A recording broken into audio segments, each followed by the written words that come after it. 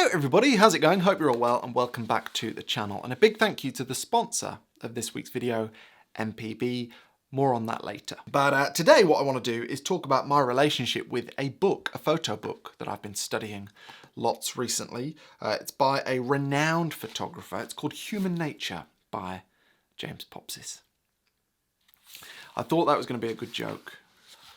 Terrible, but please buy my book. No, the book I'm referring to is a very famous book by a very famous photographer, William Eggleston. And the reason I've been spending lots of time with this book of late is I've been pondering a quote by Eggleston in which he said that he considers himself to be at war with the obvious. And like all quotes and any jumble of words, that is open to interpretation, and I've been thinking about what it means to me. And in truth, I think Egleston is a peculiar person in some ways to have said those words, because when you look at his work, he in many cases is photographing kind of everyday scenes, and in lots of cases I think quite mundane scenes. And so depending on your definition of the word obvious, you probably could argue that what he is photographing is in some way obvious. I mean, you could argue just as easily that it's the honeypot locations and the epic vistas that are the obvious things to shoot, because when you arrive in those places,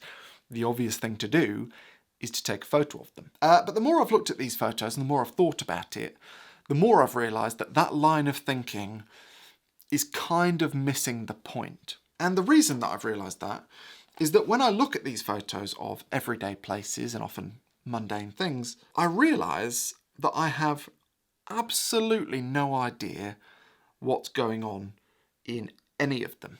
I mean, look at this one. This man is stroking, by the looks of it, I mean, I don't even know what that is. Something belonging to the US Air Force. And don't get me wrong, there are examples in this book that I think take this concept perhaps a little bit far. I mean, this is a photo, as you might be able to see, of the inside of an oven. And even for me, I find myself thinking, why is this photograph in the book? Point is, though, that this book, this very good book, has cemented a belief of mine that curiosity is the driver of memorability when it comes to photography. Seems to be the case for me, anyway. And I'm sure you've noticed we live in an age where we are bombarded with all kinds of photography all the time. And I would suggest that 99% of the photos we see, we forget pretty much instantly. And it's not that the photos we're seeing are bad, I mean some of them are, but the sheer quantity of imagery that we're seeing means that there is absolutely no way we can remember all of it, regardless of how good it is. So why is it that I can recall a photograph of the inside of an oven? It's questions, I believe, and I've talked about this a lot on the channel before. Photos that raise more questions than answers, I believe, stand a better chance of being memorable than photos that are just pretty to look at. And yeah, that book, as I say, has really firmed up this belief for me. So what I thought I'd do in this video is go out and, well, try to put that into practice. I'm setting myself up massively for failure here. Showing you the work of a renowned photographer and then going and trying to replicate one of the themes of it. Probably not going to go well. Also, you might have noticed the last couple of videos that I've moved where I sit in my office. It's because I bought this. This office is not a big room, and I have made it much smaller with this massive printer that I've bought. But yeah, big print's coming soon. I'll talk about it more at some point, but Mass pointed out to me the other day that lots of YouTube photographers have got this printer recently, so I'll have to make sure I don't just make the same video as other people. Also, you can see I'm still very much into 65 by 24. I should say I've already been out to take photos for this video. I'm just delaying showing them to you because I've set myself up for failure. Here are some photos.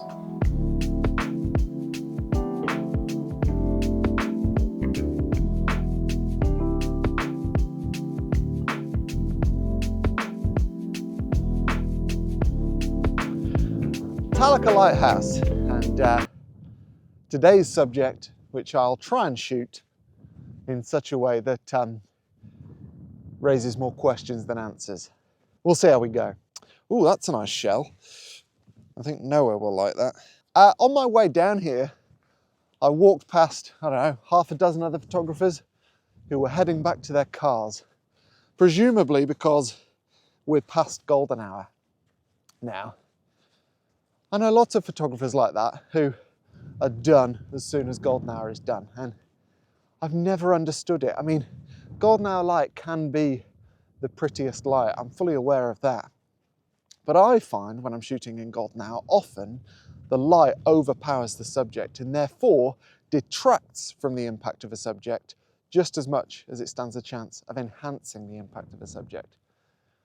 So I don't always like shooting in golden hour, and I think that only ever shooting in golden hour is kind of like being a portrait photographer and only ever shooting pictures of models, knowing full well that the most impactful portraits that have ever been taken are not, by and large, photos of models. Anyway, don't know why I've started talking about that. Yes, today will be trying to take photos of this that raise more questions than answers, and I'll try and talk through my thinking as I do that. It was supposed to be 20 degrees today. It doesn't feel like that's going to be the case. This is a nice shell though, isn't it?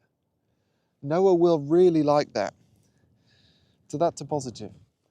So that's a good start to the day.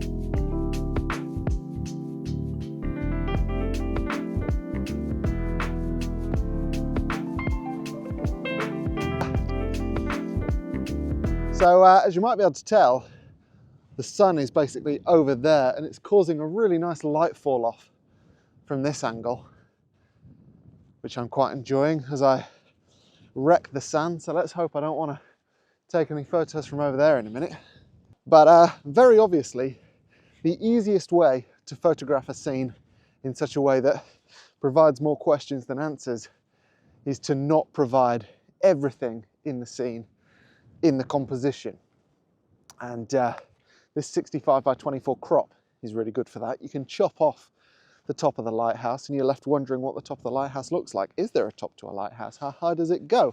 What on earth is it there for? Is the lighthouse light on? What's the colour of the top of the lighthouse? And all of a sudden, by not including everything in the frame, you naturally raise lots of questions about what is in the frame. And so yeah, I've always found that a really useful tool. Not always with the 65 by 24, but as a principle, I do like often to not include all parts of the subject. Also thinking about it, I might have been a bit harsh on the photographers who left at the end of golden hour. They might have had work for all I know, but I do see it a lot. They might have also wanted photos of the tide being further in and it's heading way out, but yeah, that's what I want for my photos. If I can get some shots of this lighthouse with no evidence of the sea in the frame at all, again, I think that's a useful way to raise some questions about the scene.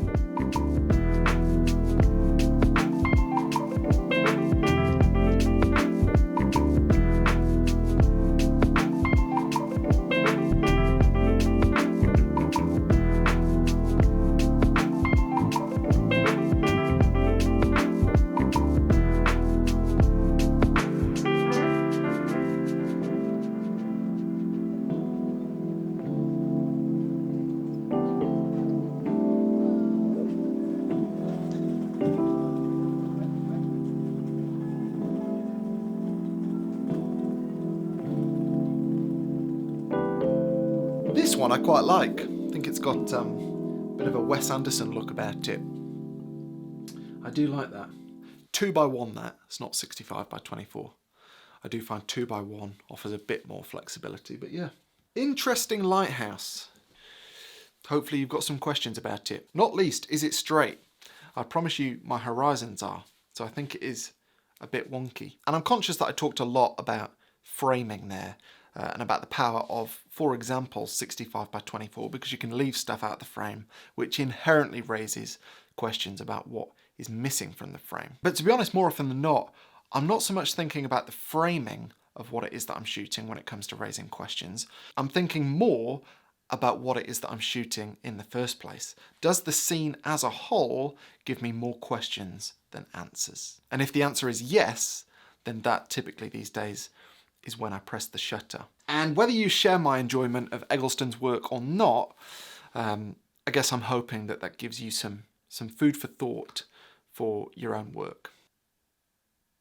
The oven is weird.